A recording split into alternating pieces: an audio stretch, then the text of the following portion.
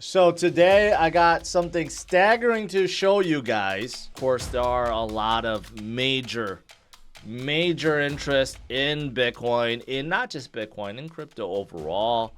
Van Eck is very bullish on institutional investments, waiting for spot Bitcoin ETF approval. You know who else is waiting? BlackRock.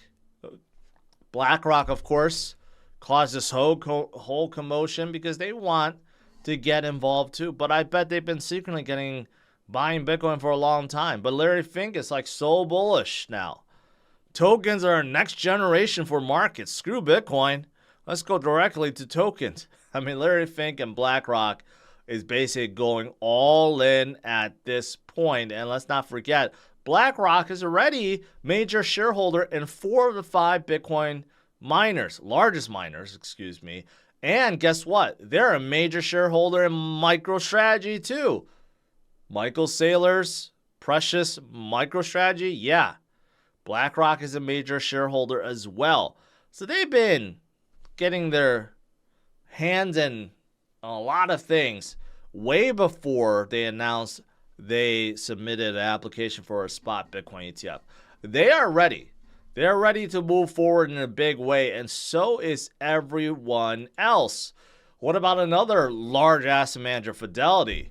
Okay, they're hiring for a token research position, but they are also very invested in Bitcoin miners and also being a custody or being a custodian, I should say, offering custody service.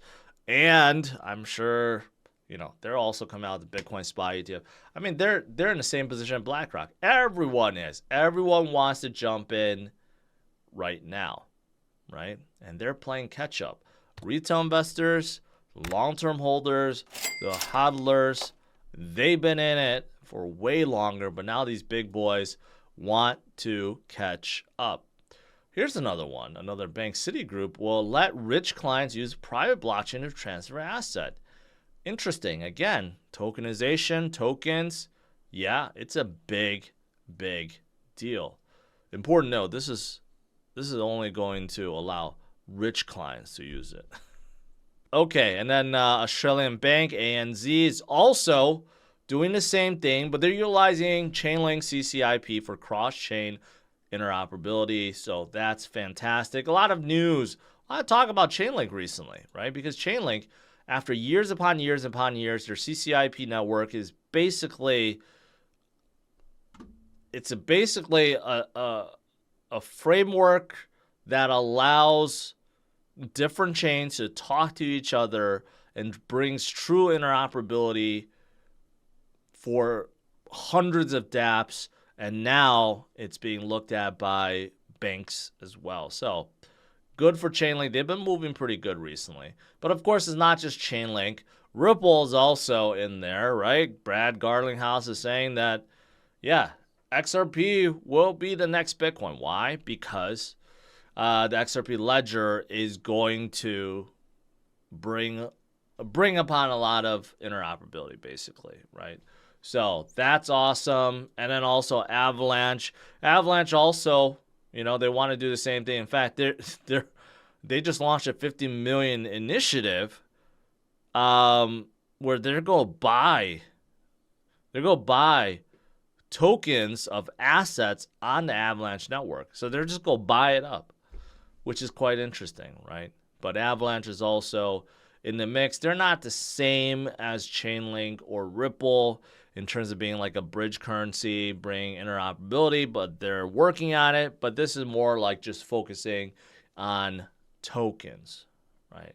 So good for them. Hong Kong looks to release stablecoin regulations by mid-2024. Hong Kong, along with many other nations, I should say. Well, yeah, other nations, other cities, fully looking to embrace crypto overall, right? Hong Kong just opened up crypto trading to its citizens. A lot of exchanges are trying to onboard, right?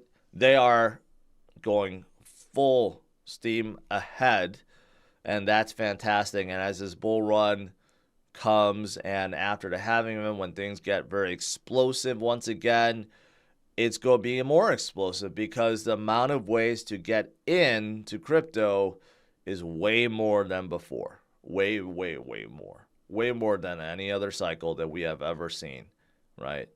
Also fantastic. I saw this Optimism is going to drop a third round of tokens for its users. This is what Optimism does, rewards its users based on usage. So if you are a big OP user, you may be getting some free tokens soon, right? I don't know the overall percentage based on how much was given out already. It's probably not as much as the first few, but hey, who doesn't like free tokens, right? So that's also coming up. More FTX news. The new FTX company is suing the parents of SBF because they think SBF transferred them millions upon millions of dollars that they have not returned. And it's a lot. So look at this. 18.9 million, inclusive of taxes, fees, and costs for Blue Water, to which Bankman and Fried received title, as well as various expenses related to Blue Water, totaling more than 90,000. So Blue Water is some company that I guess the parents owned, or he created for them. I don't know, but that's a lot of money. That's a lot of money. And then I saw this, has nothing to do with anything, but this is kind of concerning. Elon Musk says X is moving to a monthly subscription fee. Basically, screw the blue check mark. Elon wants every single user to be paying to be able to use X. That means you can't reply. I don't know if it means you can't read tweets anymore, but that's kind of insane. I don't know. That just seems like it's not the right move. But he does say that Twitter has 550 million users, so he's trying to monetize it. How many of those users are actually users versus bots? Because there are so many bot replies on Twitter. There are so many accounts on Twitter that has like 20,000, 30,000 followers, yet there's zero engagement other than from bots. So how many of that is really users? We don't know. But that seems kind of crazy too. That in the future, every single person needs to subscribe to use the platform. Hopefully it's not that much. All right.